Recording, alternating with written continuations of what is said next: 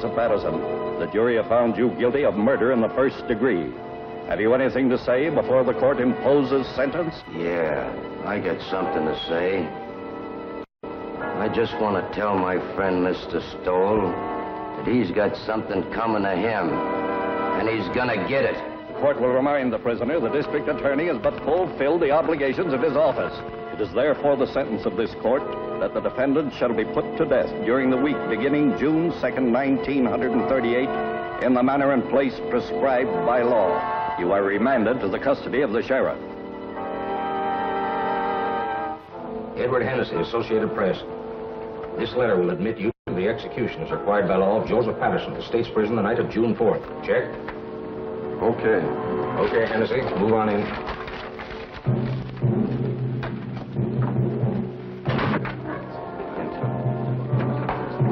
Better save some of that till you come out. Well, boys, it looks like Patterson's going to get it all right. Yep, he gets it this time. The DA sure killed the reprieve.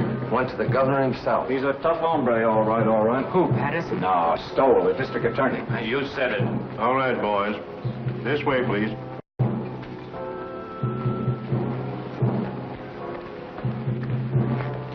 Is it true that they smoke when Don't they think about it, Sonny.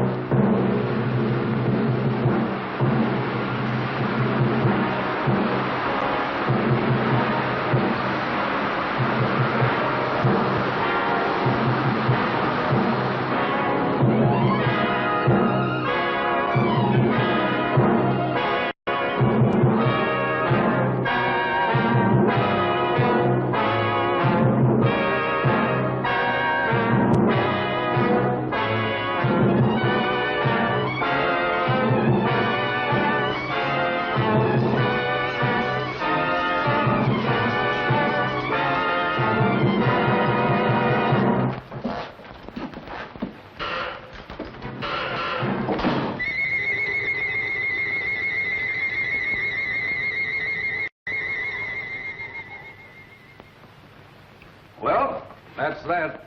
He thought of you right to the end, Mr. Stowell. Welshers, Sharpie, Welshers, they're all Welshers. You'd think life owed them something. This Patterson bumped off 4 himself, and how many others he's had knocked off, I couldn't even guess. But when it comes time for him to pay off, look at the squawk he makes. Well, we can check off another on the old adding machine. 11 in 18 months. We're making progress, Sharpie, making progress. We'll have this town lily white the first thing you know. I wish you'd get rid of that hideous contraption. It gives me the willies. If I'm not being too impertinent. Just an old Chinese custom, Sharpie. Chinese? You sound more like an Indian, if you ask me. An Indian counting scalps. It's my job to count scalps. It's still a life for a life, so far as I'm concerned, and will be till they rewrite those law books over there.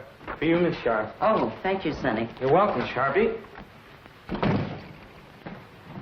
The governor returned the record of the Patterson confession. I'd like to have seen his face when he listened to it. Patterson didn't have a chance. Through with it? I'll take it home and put it with the collection. I should think you'd have enough of them now. Don't be unkind to me this lovely morning, Sharpie. What about the mail? Oh, nothing much. Another clipping from the Tattlers column. Another one? Not a boost this time. Or maybe it is. I never can tell about those things. Read it to me. Not at all, you gossips. Not at all. The wife's boyfriend has the DA's okay. Are you suspicious, Sharpie? No. Oh, Phil's a nice youngster. And you wouldn't have me keep a lady chained up in a vault at home? Or would you? No, except that I've heard that husbands should go home once in a while. And I've also heard there's more to life than crime. You certainly keep your ear to the ground. And I've also heard that tonight, if I'm not being too impertinent... Yes? Kirk and Murphy are here. Send him in. It's Kirk and Murphy. They've been working on that telephone thread. Yesterday's... We traced that call, Chief. Hello, Sharpie. Came from a drugstore over on Christopher Street, but there are no guesses. A lot of Patterson's boys hang out in the joint, but you can't pin it on any of them. It's a pay station. Everybody on the street uses it. Yeah, going all the time. Better forget it, Kirk. Probably cold now anyway. I don't know. Patterson's boys are pretty much head up. I wouldn't worry. I figure they wanted to give me the business yesterday before I got to the governor. But it's too late now. They all want to get you, Murphy, when you first send them up. But prison cools them off. There'd be no prosecutors if it didn't. Burning doesn't cool off the relatives any, Mr. Stowell. I'd keep an eye out if I were you. Patterson's got no relatives. Only a kid cousin, and he's in Mexico. Thanks, boys. Thanks. Right. We'll forget it. Keep moving, Sharpie. Oh, Chief, you sitting in on that quiz tonight? You bet. I wouldn't miss that. Okay. Are you serious? If I'm you're not being too impertinent. Oh, serious about what? You're going to that quiz tonight. Of course I'm going. Yes? Oh, put her on. It's Mrs. Stowell. Hello, darling. Yes, this is a surprise. We were just talking about you, Sharpie and I. Of course it was nice. Today? Yes, this is the 5th. Yes, Lucy? I should say I do know. Of course, darling, it's your birthday. You thought I'd forgotten. I should say not. Certainly, darling, I'll be home early. We'll put on our good clothes and make a night of it. Dinner in the theater. That's right, Lucy. And darling, there's a package on the way, but don't open it till I get there. Absolutely. I'll be home early. Absolutely. Thanks, Sharpie, thanks. I don't know what I'd have done. Just my ear to the ground again. I tried to tell you. That gift on the way idea was an inspiration. I'd never have been forgiven. I told Tregani's to send a tray down for selection. A pair of diamond clips would be nice. Small ones. I'd forgotten completely. I'm a fine husband, I am. I'll order the flowers. Orchids, don't you think? Yes, that would be fine. I'll telephone Mr. Kirk not to expect you at the quiz tonight. Yes, I suppose I'll have to miss that. Unless you plan to be in 2 places at once. Too bad, though. I should be in on that. Are you going home or not? Yes, oh yes, I'm going home. Don't worry, Sharpie. I'm glad of that. I don't know of anybody just now who could take your place. 10, 15, 24 left to go, Sharpie.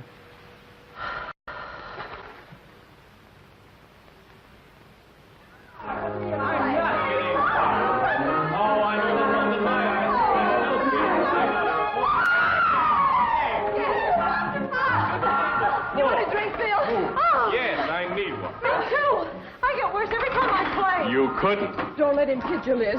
Thank you, Creola. I didn't know, Miss Stowell, if you wanted the ice melted or not. Oh, no, Creola. I think it's better this way. Thank you, ma'am. I can't believe it.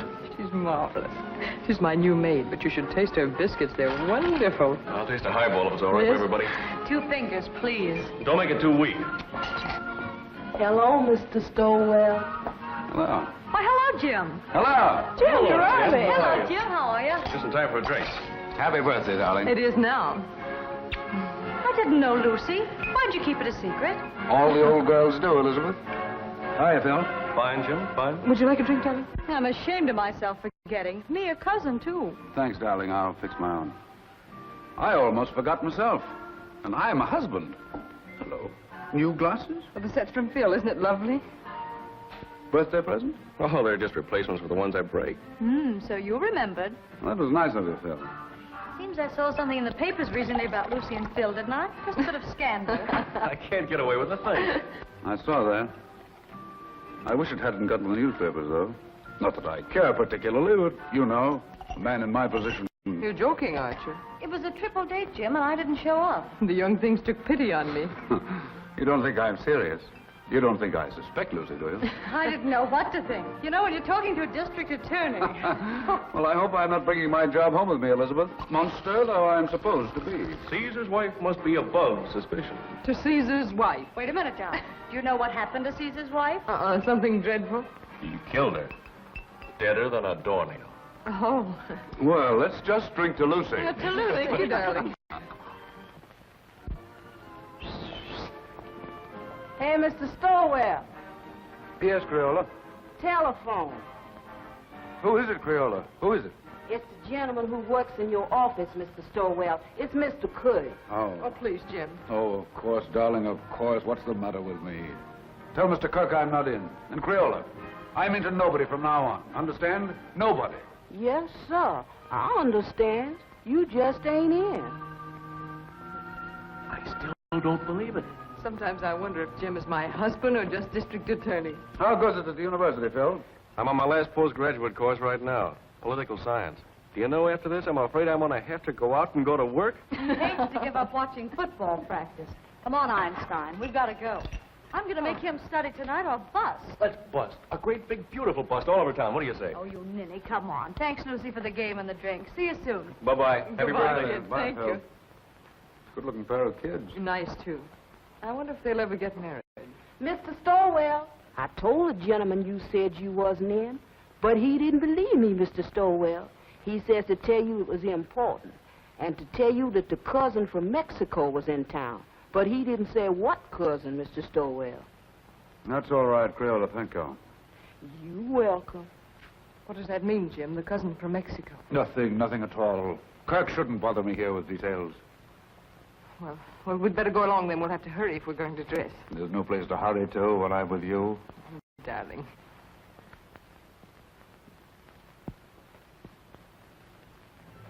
These clips are so lovely, Jim. You know, I really hoped for them.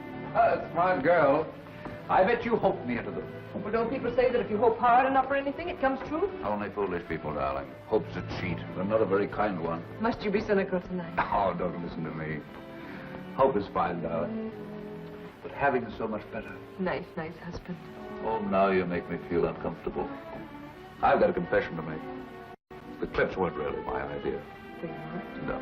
Sharpie thought of them. In fact, Sharpie thought of your birthday. Oh, Jim. Oh, it's the awful truth. I forgot. Well, I wouldn't let it bother me. Sometimes I wonder how you manage to remember as many things as you do. And you're the only thing in the world really worth remembering. That's nicer than any present, Jim. Except I didn't remember. But someday I will. Someday I'll stack up all the things I've forgotten in one huge celebration for you. And will that be a day? This day, this nice small day is all right. Just having you home again like this is enough. I haven't been anywhere. I know, but it seems you're never home anymore. Never? Well, almost never. At first, I used to be able to console myself by saying, your husband's a great soldier. He must be off to his wars. But lately, it's been harder and harder making it work. I don't seem to be able to console myself that way anymore. I just want you with me, especially when it's getting dark. I suppose I'm just lonesome. Or maybe I'm afraid of ghosts. Just a minute, listen.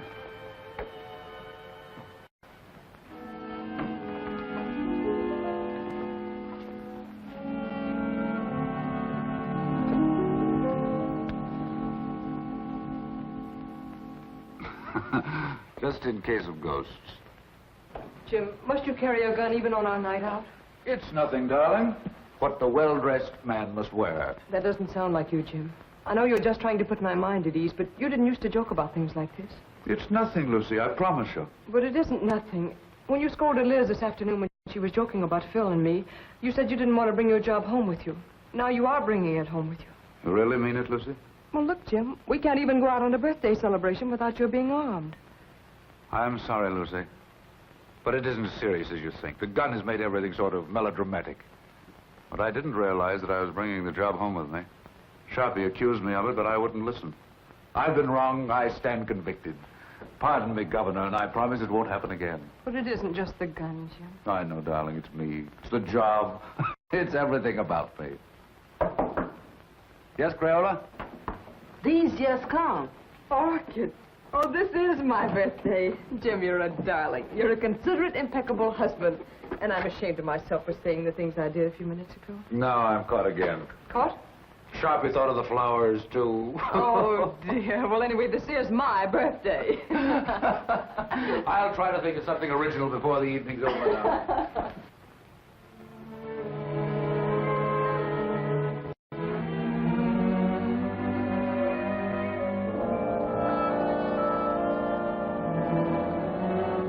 Nice evening, ma'am. Perfect, Jenks, perfect. Been some time, Drink, since we've made an evening of it. But Mrs. Stowell with us it is, sir. Why, Jenks, you mean? Oh, no, ma'am, I didn't mean it.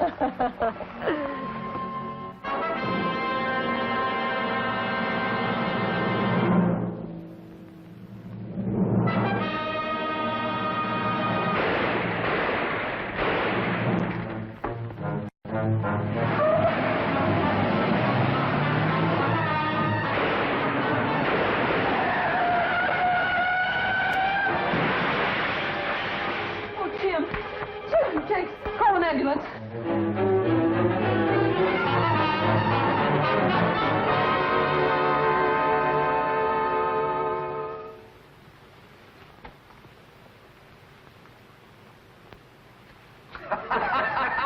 Well,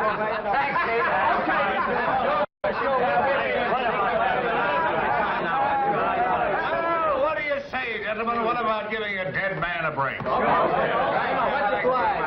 And let it show on the front pages. You're marvelous, Jim. You couldn't have done it better if you'd planned it. It's a great break. And all for a nick in the elbow. That's luck, man, and you deserve it. I'd like to have quizzed that kid before he died. Cigarette? I never use them. No, Jim, it's better the way it happened. It's a closed book. We've had enough Patterson. I'd like to have had those newspaper boys in here last night when they were operating. You look good and sick. The doc wouldn't stand for it. We'd have had a great break in the morning papers. The afternoon papers are not to be sneezed at in this town. No, sir.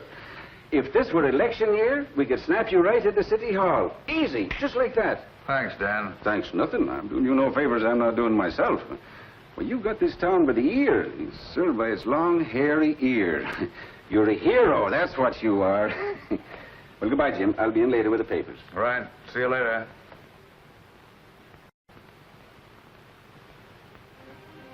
We've all gone, darling. Enjoy your walk? Oh, yes, Jim. While I was walking, I did a lot of thinking. An awful lot, Jim. Bad for your complexion, darling. I heard those reporters talking coming out of the elevator. I couldn't believe they were talking about you. I overheard one of them say, the Inquisitor almost got it himself. Don't you think, Jim, that when things like this can happen, when people try to kill you in front of your own house, don't you think it's high time one of us started thinking? I've been thinking myself, Lizzie. Quite a lot, too. But I mean about us, Jim. We've got to do something. Hardly ever seeing you is bad enough, but when... I know. I've become a regular headhunter, Sharpie says. Does Sharpie say that? All the time. Says I've become a maniac. Says everybody's a suspect with me. Everybody's a potential criminal. Says all I live for is convictions and executions. I never had the nerve to tell you. You didn't have to tell me. I knew it. Knew what you were thinking, too. Did you really? Really and truly. Yes?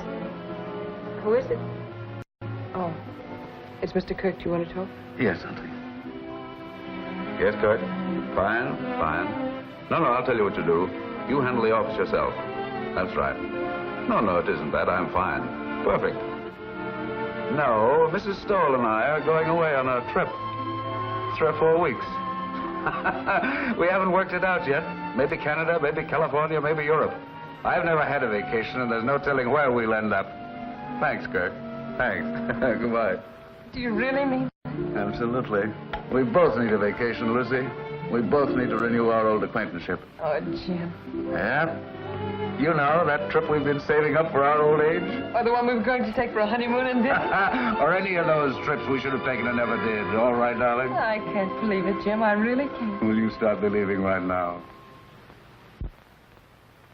Land of the midnight sun, Arabia, blue Mediterranean, in old Quebec, Australia, the Riviera. Where would you like to go, Liz? Cairo looks pretty good to me. Why not 2 weeks of salmon fishing in Alaska? I think I'd like to go to Switzerland. Very aloof, Switzerland. But it's so clean and quiet. Egypt, where I want to go. It's dark and mysterious. Oh, no. Egypt's got no sense of humor. I don't want anything dark. I want sunshine and snow and everything white and blue and glistening. Listen to me, will you? I'll be happy if we ever get anywhere. I still have to pinch myself to make sure I'm awake, and I'm very careful not to pinch too hard. I really can't believe it. I really can't believe it. A bracelet to match the lady's birthday clips. Your clips, Sharpie. How they've been gnawing at my conscience. I had to think of something myself, or I wouldn't have enjoyed a moment of the trip. So you're really going? I have to, Sharpie. I have to. I haven't been myself lately. I've been somebody else. You're not telling me anything. I've got so lately, I'm suspicious of everybody. Why, I'm suspicious of you, Sharpie. I'm even suspicious of myself. I third degree myself. I put myself on the stand. I find myself turning around quickly to see if I'm the man I think I am. What would you say to that, Sharpie? I'd say you weren't going away a moment too soon. Right, Sharpie. You're always right. So I'm going. The moment I go out of this office, I'm gone, you understand? And you don't know where to find me. Yes, Mr. Kirk. No, Mr. Kirk, he's not in the office. I see. A murder. But I'm not... I imagine it must be sensational. Of course. I know. Yes, Mr. Kirk, if you should come in, I'll have him call you immediately. Goodbye. And don't call me Sharpie. sins you have on your soul, Sharpie. I'd run if I were you. I'm running. Thanks, Sharpie. Goodbye. Thanks. I didn't think you had that much sense.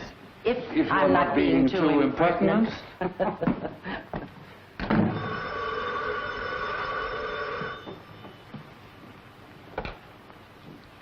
Sorry, Mr. Stowell's not in the office, and I don't know where to find him. Oh, it's the police headquarters. I'm sure it must be very important, but I have no idea where to find him. So sorry. So very sorry. Goodbye.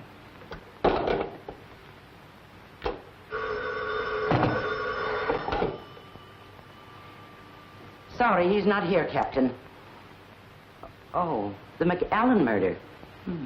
That is important. But I don't know where to reach him. You see, Mr. Stowell's gone away on a vacation. I'm so sorry. So very sorry. Goodbye.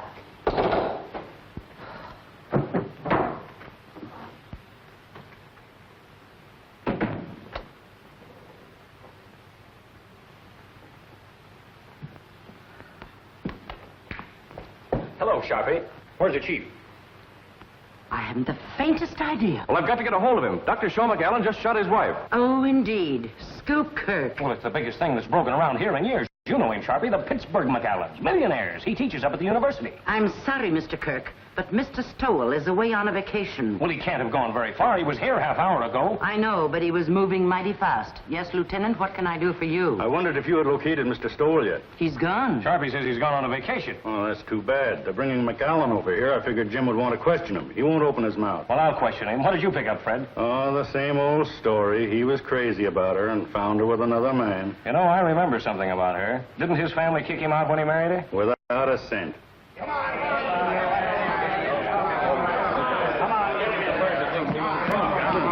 Sit him down there. Well, we'll see if the district attorney can make your call. Now you're quiet! Shut up! I think I'll be going now, if you gentlemen don't mind. See if you can locate the chief. Now, Mr. McAllen, spill it!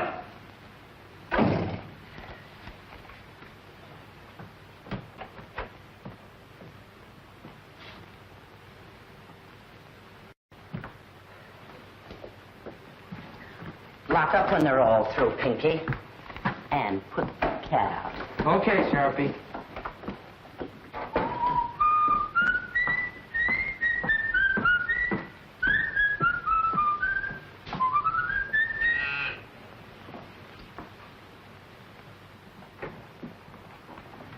I'll only be a moment, Joe. I left something in my office. And you remember nothing, Dr. McAllen. But you shot well enough to kill. A precise, deadly shot, Dr. McAllen. Are you sure you don't remember that? Your silence has no point, Dr. McAllen. When you shot to kill, when your gun spoke, you spoke. It's too late now for silence, Dr. McAllen. You're an educated man. You know men have been shooting faithless wives since time began. No, Mr. Kirk. Just a moment, if you please. Gentlemen, if you'll be kind enough, I'd like to be alone with Dr. McAllen for a moment. I can imagine the strain he's been under. Would you be kind enough to leave us alone for a moment? Okay, Chief. Thank you.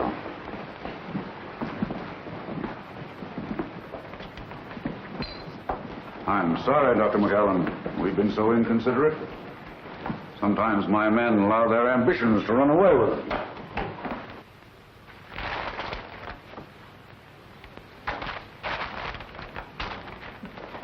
You better sit down, honey, and rest your feet. I caught myself doing that once unaware, and I was worn out for a whole week. Now, that's bad. You may not never get over it. It'll do you good to get the whole thing off your chest. There's no use of talking, Mr. Stowell. There's no use of anything now. Would you like a cigarette?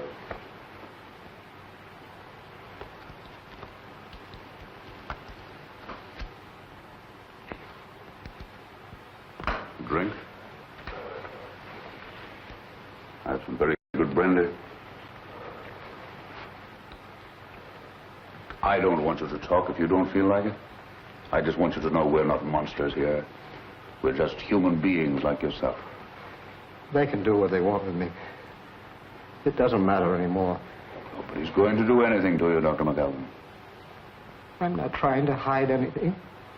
I shot my wife. I killed her. Are you sure you wouldn't like a drink? I suppose it all happened suddenly. Only this afternoon. Only a few hours ago. I was leaving home for class. When I realized it was raining, I went back for my raincoat. It was then I saw her sitting in her room before the mirror. Never had she seemed so beautiful. Sitting there in the dark, with only the two small lights on her dressing table burning, powdering her neck and shoulders, smiling and humming, happy with herself. Never had she seemed so beautiful as at that moment, with the mirror light shining up on her face, and the rain beating on the window behind her.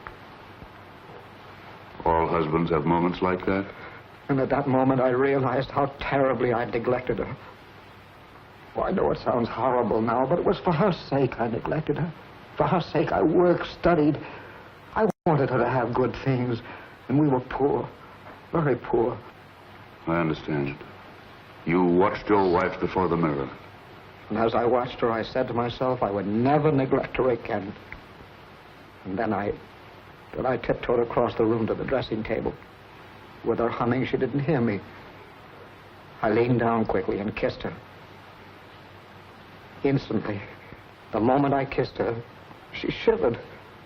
Her flesh became goosepimply as with cold. I saw her face in the mirror looking up at me, and all its happiness was gone. On it was a look of revulsion. I was speechless, stunned. I see. The Japanese have an expression. A woman tells the truth to her mirror. And then she recovered and looked up at me and laughed and said, "You should know better than to ruin a lady's makeup." She began to powder the spot on her neck where I'd kissed her. And she got to her feet and kissed me on the cheek. "I've got to run along," she said. "I'm playing bridge at Sonia's. I'll see you for dinner." She ran out. I stood, still speechless, and watched her go. I see. And that was how it began. My brain was on fire. I was sure there was only one explanation. She was making herself beautiful for some man, and she was going to him. She wasn't going to Sonia's. I followed her in the rain. And what finally happened, Dr. McAllen? I killed her. I know, but the circumstances. It's all unreal to me. All blurred. I was blind, insane. I saw her enter her house. I went to a window. I saw her run into a man's arms. The fire in my brain became a fury. I didn't realize I'd drawn the gun. I didn't realize I'd fired it. Until I saw her body crumble to the floor. And then I knew I'd killed her.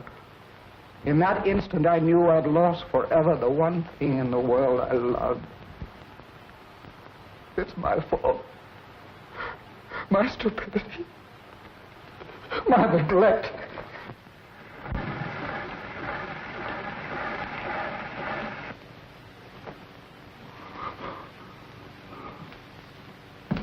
Kirk, better get him out of here. Looks as if you'll have to give him a lift. Come on, let's get going. Better have the doctor give him a shot or something. A sleep will do him good. Did you get it recorded? Yes, sir. Every word of it. It's right there. We've got a written transcription, too. They'll send him to the chair. Did you ever hear such a fairy tale in your life? The kiss before the mirror. I don't know, Chief. You know, that's the way things like that sometimes start. Oh, you should be smarter, Kirk. His emotional upset fooled you. Well, that was genuine enough. But the kiss before the mirror story, that's something else again. Wait till a jury hears it, with the proper commentary by the prosecution, I mean. You want to transfer the cylinder? No. I like it flat. I can play the whole thing through then. I think I'll take it home and lock it up. Keep this quiet. The McAllen family will probably leap to the rescue with their millions now the wife is out of the way. And by tomorrow, they'll have all the legal brains in the country lined up against us. They'll repudiate the confession. They'll repudiate it, all right. But if we don't mention it, they won't worry about it. That is, until we spring it. And I have an idea something can be made of it at the right time. It's going to be a battle. I won't say a word. Oh, you wanted this? Oh, that's something else. I forgot this earlier.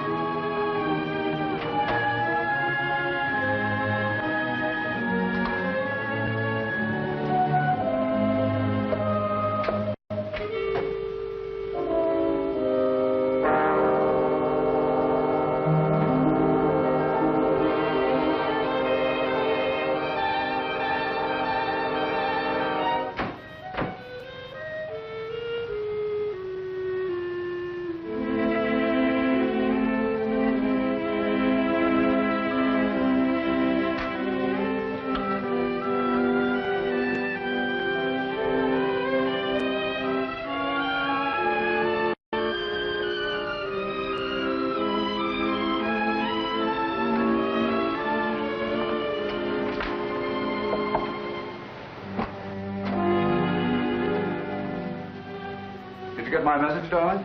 Yes, I got it, Jim. I'm sorry, terribly sorry, but I couldn't pass it up, Lucy. Yes, I imagine it'll be a sensational case. Another conviction. Oh, it isn't that. I'd be shirking my job if I went away now, believe me. That's funny. The kiss before the mirror. What's funny? Nothing. Nothing for your pretty ears. I was just reminded of a little story I heard today.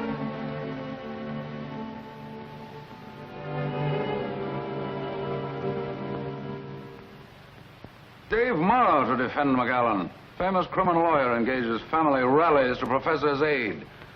So they've hired Dave Morrow. The McAllen millions begin to talk. Believe me, they'll have to talk pretty loud. Boys down the street this noon are saying he'll buy his way out. I'd like to see someone try it. This is one case I'm going through with to the limit. I can understand some bohunk full of booze on a Saturday night cracking another mug's skull over a crap game. But these polite, sensitive murderers, these sophisticates like McAllen deserve no quarter. And they'll get none from me. Imagine a responsible, intelligent, educated man killing another man. Oh, I've known a lot of men I'd like killed. Oh, I'm serious, Dan. You wouldn't do it. I wouldn't do it. And the last thing either of us would ever think of doing is killing a woman. Crimes of passion, psychologists call them. Crimes of decadence, I call them. Luxuries, indulgences. Yes? Kirkus here. Send him in. Well, Jim, I've got to run. One thing is certain anyhow. This time you've got the people back of you. Up to now, you've been picking on the rank and file, those mugs and bohunks you mentioned, the masses. Now, you've bagged a highbrow, a millionaire, and it'll do you a lot of good, Jim. An awful lot of good. Hello, Eddie. Well, how do you do, sir? Come on in, I'm on the way out. Goodbye, Jim, and good luck. See you later. Goodbye, sir. Well, he had a permit for the gun, all right. Seems he used to walk back and forth to his classes, and there've been a lot of holdups along through there after dark, and he got the gun for protection. But I don't know what a guy like that would do with a gun if someone held him up. He could use a gun, all right. That's the late Mrs. McAllen. Any news of the other man? Vanished completely. Not a sign or a trace of him. He was just a lodger there. Suppose McAllen knew this man. Suppose the whole thing was framed. No, I don't believe McAllen could frame anything. I've had a rule all my life, Kirk. Never take any human being for granted. Just think what getting rid of his wife would mean. His family's forgiveness. Return to the security of millions. A chance to follow his studies and comfort. What was he professor of, anyway? Political science. Oh, yes, I remember. See what an opportunity this man would offer? It's true. He neglected her. He said so himself. And why didn't he kill the man? That's what a man usually does. Kills both of them. But not a professor of political science. I was just telling Dan Ellison. McAllen's one of those sensitive murderers. Consider that fancy tale of his. The kiss before the mirror. It's raining out. He comes back for his raincoat, sees his wife, kisses her. She laughs at him. Suddenly, he sees red. My brain was on fire. I was sure there was only one explanation. She was making herself beautiful for some man, and she was going to him. She wasn't going to Sonia's. I followed her in the rain. And what finally happened, Dr. McAllen? I killed her. I know, but the circumstances. It's all unreal to me. All blood. I was blind, insane. I saw her enter the house. I went to a window. I saw her run into a man's arms. The fire in my brain became a fury. I didn't realize I'd drawn the gun. I didn't realize I'd fired it. Until I saw her body crumble to the floor. And then I knew I'd killed her. In that instant, I knew I'd lost forever the one thing in the world I loved. It's my fault. My stupidity.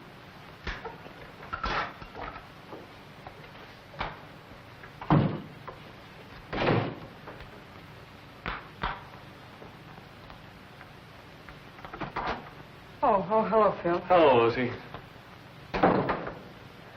Say, what's the matter with you? Look as if you'd seen a ghost. A ghost? Well, maybe not a ghost, but a boogeyman anyway. Oh, no, I've just been sort of moping around. No fooling now. What's the matter? Nothing. Nothing, just these early summer evenings, I suppose. I'm afraid I'm a little weepy every now and then, Phil. I'm also afraid I enjoy it. In the first place, you shouldn't sit in the dark. And don't give me that sad business about these early summer evenings. Your trip's been called out. That's it, isn't it? That's it. Sit down, Phil. I know. It's a tough break all the way around. You know, Lucy, Dr. McGowan was my prof in political science at the university. He was a great little man. I imagine he was. He was like a child, so lovable and simple. Everybody at the university knew about his wife except him.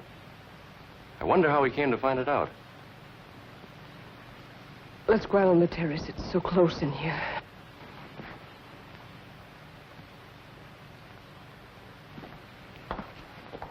This fresh air is better. You sure you feel all right? Oh, yes, I'm all right.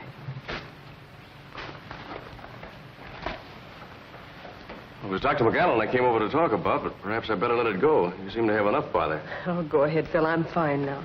Well, Lucy, it's just that I'd like to see the poor gent get some sort of a break. I guess there's no doubt he shot her, but, well, I thought if Jim knew what a terrible woman she was and what a sweet little man he is, it might help. He might be lenient anyway. And I thought if you could... If I could speak to Jim? Yes, Lucy, if you could. Because I could never do it. It'd be a waste of time, Phil. Well, I thought, knowing Dr. McGowan... I know, but there's nothing you can do nor we can do. When Jim gets on a case like this, he's different. He's a stranger. His job becomes a mania with him. I don't know him. I don't understand him. I'm even afraid of him. I'm really sorry I mentioned this. Oh, I guess it isn't as bad as it sounds, Phil. Jim's always thoughtful and gracious with me. It's just that other side of it. I understand perfectly. That's a tough racket he's in. I'm sorry I bothered you. I wish I could be of help. Well, I wish I could be of some help to you, Lucy. And when Jim is off on one of those cases, you know, I mean, whenever you need some laughs, why, give me a ring, will you? Oh, thanks, Phil. If ever I feel like I need some laughs, I'll do that. Swell. How's Liz? Oh, fine, fine. But she's ambitious as the devil. She wants me to get a job right now. How disgusting. It's terrible. She wants me to give up my boyhood. Well, I've got to go. Good night, Phil. Good night, Lucy.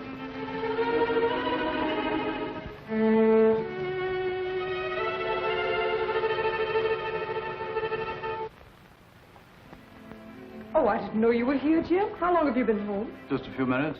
Out for a walk? No, Phil dropped over. We've been out on the terrace talking. Phil likes the dark, too. Writing poetry, I suppose. Oh, no. Phil's one of our young realists. He lives a sort of poetry, though. Limericks, I imagine. No, popular songs. Gay ones, bright ones. How's Elizabeth?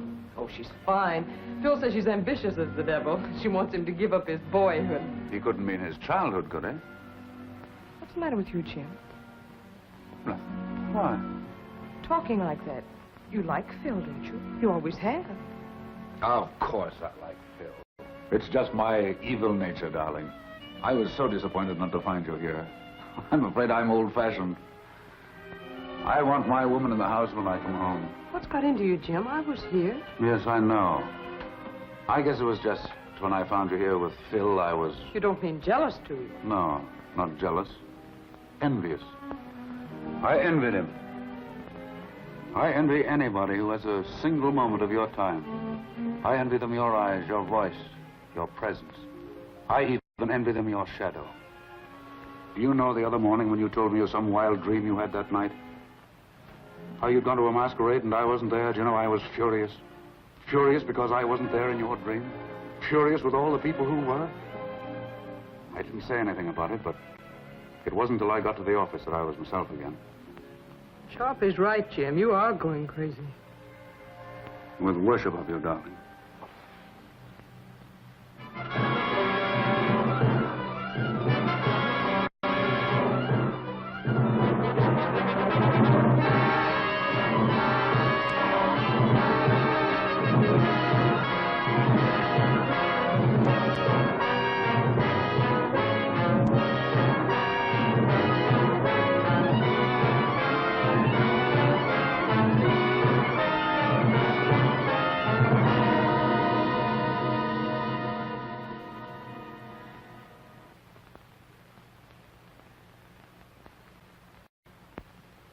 I'll bet they had some idea like that. More coffee? Like what? No, darling. Bribery. Using the family millions on me. I'm sure they know you better than that. Well, they're spending plenty as it is. You want another waffle, Mr. Stowell? No, thanks. You, Miss Stowell? If I ate another waffle Creole, I'd turn into one. You eat them. Oh, I can't. I was dying. A waffle or two won't make any difference. Oh, I ain't dying for my figure. I was dying for my mind.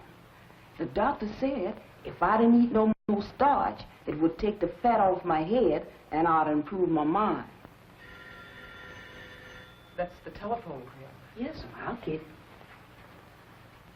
Well, she certainly can cook. That's more than most of them can do. Hello? Yes, sir. Oh, I'm fine. Oh, that ain't no trouble at all. She's right here. It's Mr. Phil for you, ma'am. He called for you last night, but you wasn't in. Yes, Phil? Oh, you idiot. You didn't bother me at all. Yes? Oh, yes.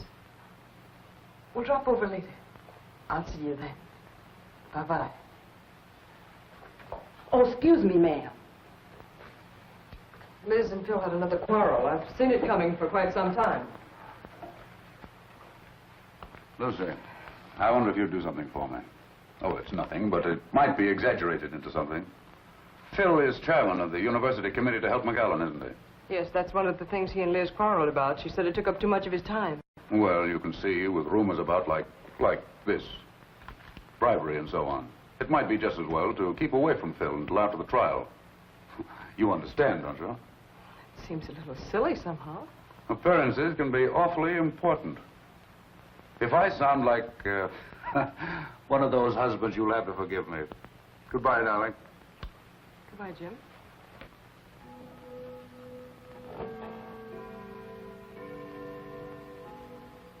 No, Dave, the job was premeditated, and I'm pretty sure I can prove it in court. Aren't you going just a little bit out of your way, Jim? I'm not just talking as his attorney when I say that he was not in his right mind. I know, you're just talking as an old friend. Now, I've defended many a criminal, and if McAllen's one, I'm giving up the profession. Believe me, if ever a man was insane, he was. So, it's insanity again, Dave.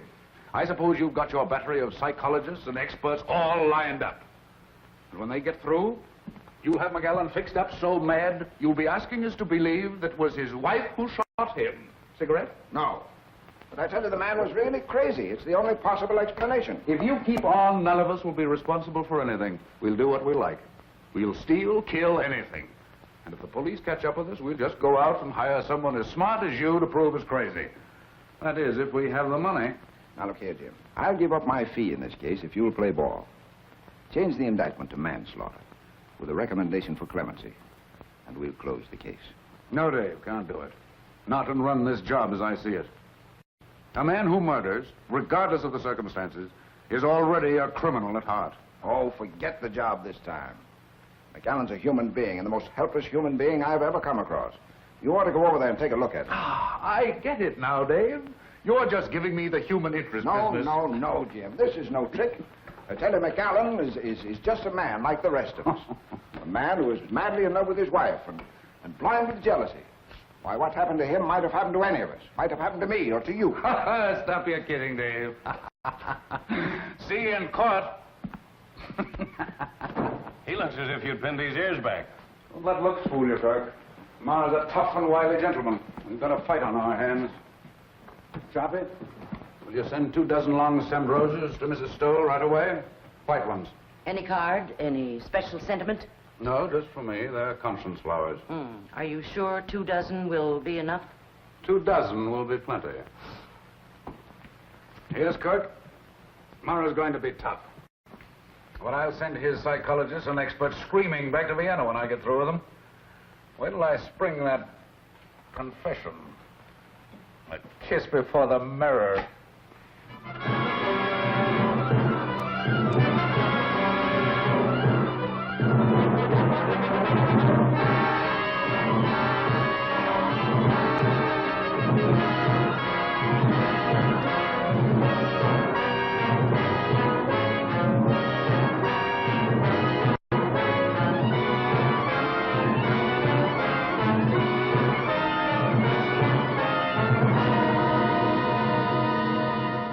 You admit, then, that you neglected your wife? You saw little of her. You were too busy with your humanitarian studies, your plans for a better world. I must ask you again to answer yes or no. Yes. Thank you. Did your plans for a better world include, by any chance, better consideration for your wife? I object, Your Honor. The question is irrelevant and immaterial. Objection sustained. The district attorney will please control his sarcasm. You are a professor of political science at the university. Is that right? Yes, Your students loved you, liked your courses. I think so. You spent a great deal of your time with them. Long hours after class and in the evenings. Yes. And when your students were not with you, your work was with you. Night and day. Is that not right, Dr. McAllen? Yes. How long would you say, Dr. McAllen, how long was it before your wife's death that you took her out, say, to dinner, to a party, to the theater? I object, Your Honor. The question is irrelevant. Objection overruled. The district attorney may continue. How long, Doctor? A month? 2 months? 3 months? About 3 months. This, then, is the woman you loved. This woman you did not think enough of to be a companion to in her ordinary life. This woman you left to weep her heart out in her own loneliness. This is the woman you say you loved with a passion, with a madness that drove you to kill? I object, Your Honor. I object. Order! Order! Ladies and gentlemen, be seated. Order! Evening paper, ma'am. McAllen collapses on the witness stand. Thank you, Creole. You're welcome. Cracks after 2-hour grill by District Attorney Stowell.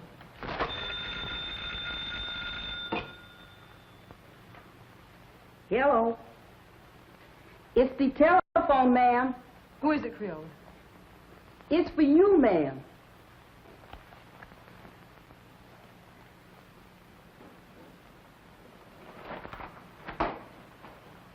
Yes? Oh, yes. Oh, yes, I'll be over as soon as I can.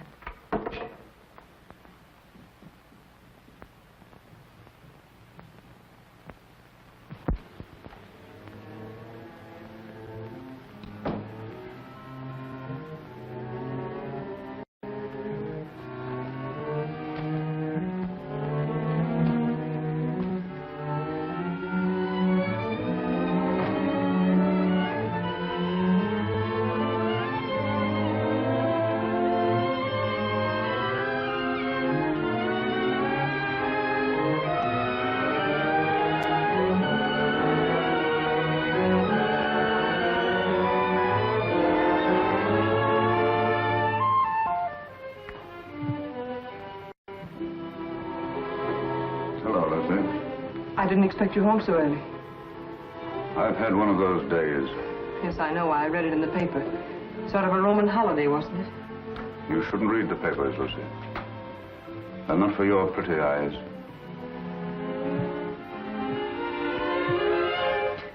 Jim. What's the matter, Lucy? Nothing, Jim. I have to go to Elizabeth's for a few minutes. I wish you didn't have to go out tonight, Lucy. I'm sorry, Jim, but I have to. I'll be back before dinner.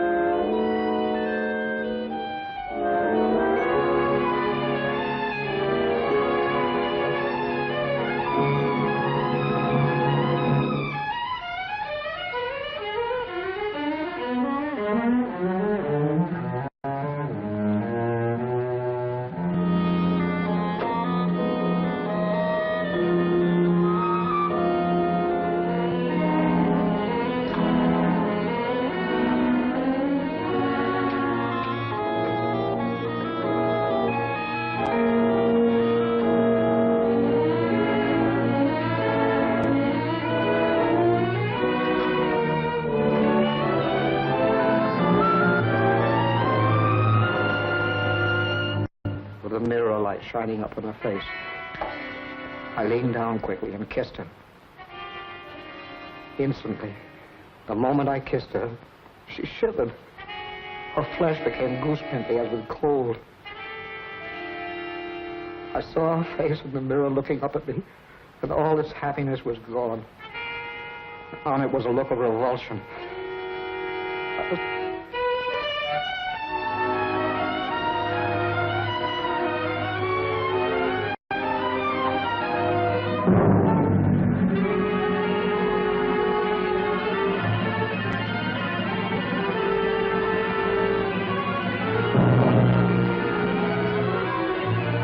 Better wait.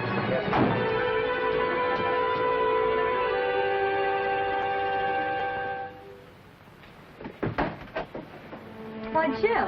Hello, Elizabeth. Is Lucy here? No, Jim. Why? Something the matter? No, I just wanted to speak to her. I'm sorry to have bothered you, Liz. It's nothing. Well, come on in, Jim. I expect her. I'm waiting for her now. No, thank you, Elizabeth. I've got to go along. I just wanted to say something to her. See you later.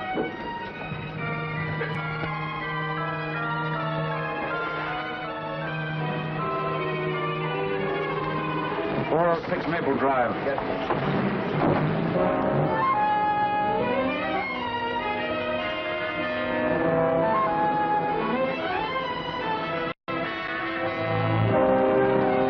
want me to wait here for you, mister? No. You better not wait.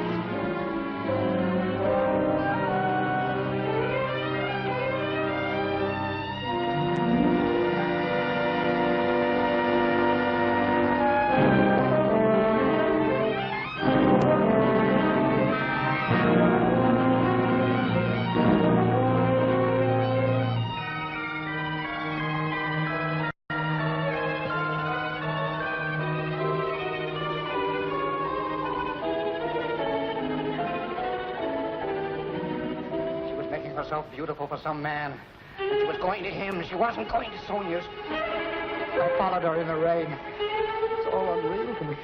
All blood. I was blind, insane. I saw her enter the house. I went to a window. I saw her run into a man's arms. Fire in my brain became a fury. I didn't realize I'd drawn the gun. I didn't realize I'd fired it. Till I saw her body crumble to the floor. And then I knew I'd killed her. In that instant, I knew I'd lost forever the one thing in the world I loved. It's my fault. My stupidity. My neglect.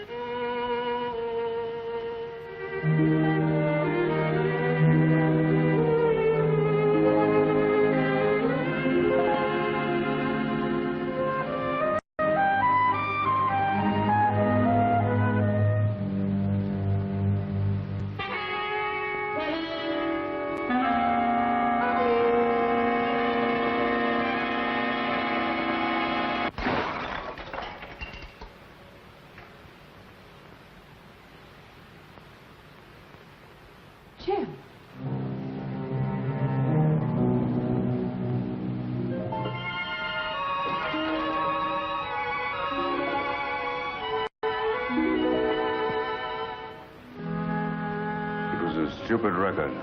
I should have bought some new ones. Liz said you were looking for me. What is it, Jim? Nothing. Nothing much. I guess the case is about getting on my nerves. I simply wanted to tell you that I wouldn't be at home tonight. I'm staying in town. Oh, I see. It's much better if I'm near the office. Yes, I suppose it is. The office is terribly important. I can get someone to stay with me here. Yes, I'm sure you can. See you tomorrow.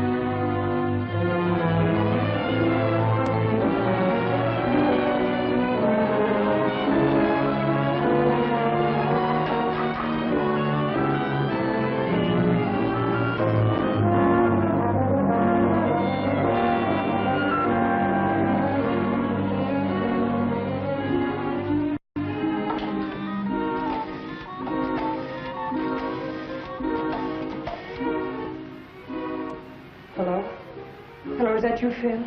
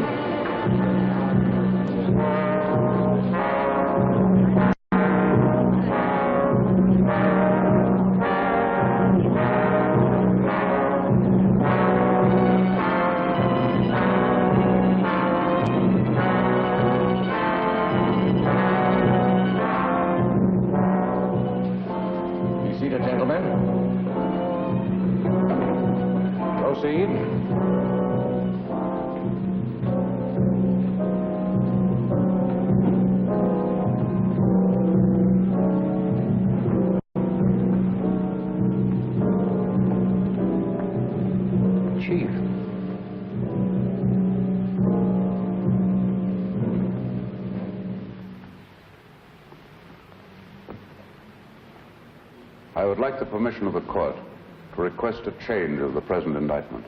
In the form in which it was returned? In its form and in its intention. This request is quite unusual. But I beg Your Honor to believe it has nonetheless been most carefully considered. The jury will please retire.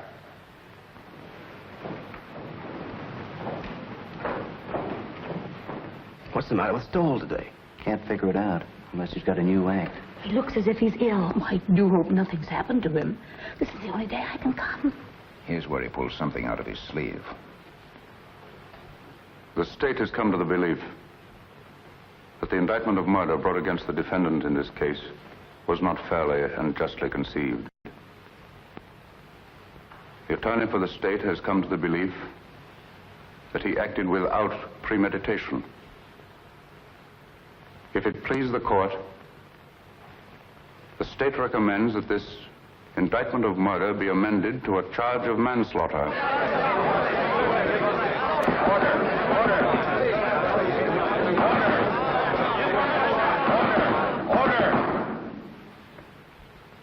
This is a serious recommendation. May the court ask what consideration led the attorney for the state so to change his conviction? An unusual consideration. Since the adjournment of court yesterday, he has had experience with a case that, to a great extent, parallels this. In fact, is extraordinarily similar to it. And his findings in that case have urged him to reconsider this. He realizes, especially in view of rumors that have been afoot, the grave charges he leaves himself open to in making this recommendation, but he implores the court to believe that there are unimaginable moments when a man, a poor, weak man, jealous, blind, frantic, may kill the one he loves more than anyone, more than anything on earth, may kill her by some strange, tragic perversity, and in killing her condemn himself to a life of sorrow and regret. And that, not death, is his punishment. And believe him, Your Honor, it can be a terrible one.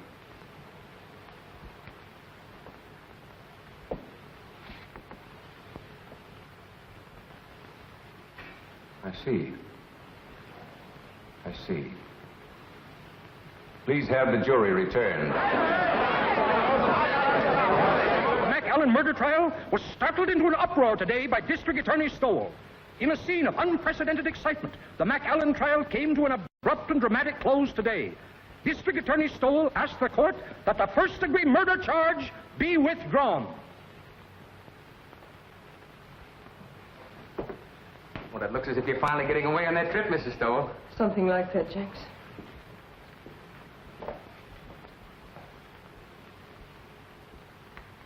Miss Stowell! Miss Stowell, you should hear Miss Stowell. That's it, Creola. Mr. Stowell just let that McAllen man go. You let him go? Yeah, something like that. You just come on in and listen, Miss Stowell. For the alleged wife slayer, surprised the spectators and the court by asking that the first-degree murder charge be dismissed. The jury, following Judge Forbes' instructions, immediately returned a verdict of manslaughter with a recommendation for clemency. The penalty calls for from 10 to 20 years. District Attorney Stowell has blankly refused all further discussion of the case. We will now continue with our regular program. I thought sure they was going to electrify him. Thank you, Creola. I learned a lot just sitting here on my day off, improving my mind.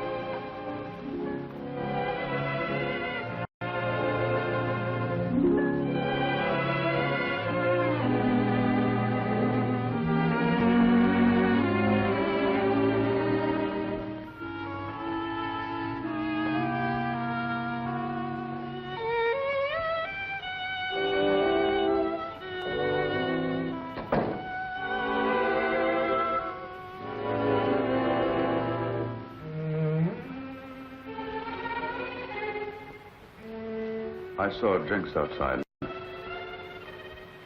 I know it's too late for regrets, Lucy. I've been mad. Mad. There's no other word for it. No other explanation of my selfishness and stupidity. You've always been generous, Lucy. And before you go, I'm going to ask you one last great kindness. Won't you let me start all over again? Not here in this house. Not as your husband. Not even as an old friend, but just as if we'd only met. Strangers, meeting for the first time. Like that first snowy day in New Haven. And let me try to win you back. I don't know, Jim. When you walked out last night, it seemed that your job, the prosecutor, had won. Believe me, Lucy, I didn't know. I didn't realize what had happened between us until yesterday when I saw you sitting before the mirror. When you kissed me? Yes, when I came home. I hated you then. I just read your cross-examination of McAllen and how he collapsed on the witness stand. And you seemed to me more of an executioner than an attorney. I know. I understand, Lucy. And afterwards, when you left the room, I realized the truth for the first time. Hello, folks. I want you all to meet the young lady's husbands. We were married before breakfast. Oh, Liz, I'm so happy. I don't know what I'm crying for. Come here, bride. Kiss Mr. Stowell. After all, it was his wife that did it. That's right, Jim. He was really going to run out. Don't I know? When I was over there last night, he had his bags all packed. My bag, you mean? All the happiness in the world, Elizabeth. Thanks, Jim. I don't have to wish you happiness, Phil. You have it. Thank you, Jim. I hate to admit it in front of two women, but I think you're right. Thank you, sir. Oh, Jim, isn't there a bottle of wine on ice? Not now, Jim. Save it until we get back. Come on, Victim, we've got to run. On to Niagara Falls. To Niagara Falls? Phil insists. He wants to be different. We're going to drive up in the flivver, and I tie the tin can and ribbons out all by myself. And he's made one of those just married signs, too. Didn't I read somewhere about the bridge over the falls being done? Well, we can still send postcards. That was a marvelous thing you did today. You're a great man, Jim. Hardly. I just came to my senses, that's all, Phil.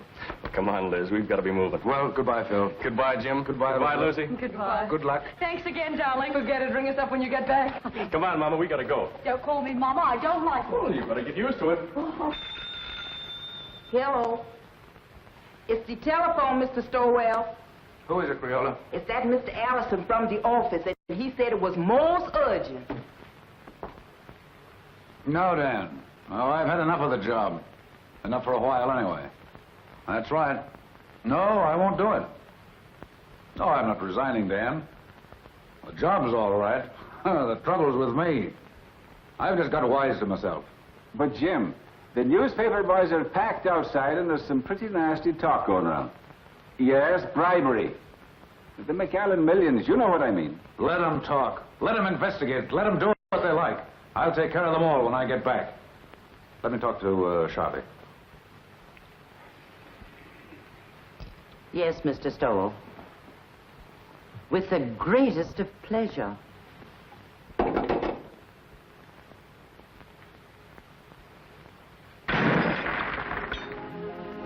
That's my little good deed for the day.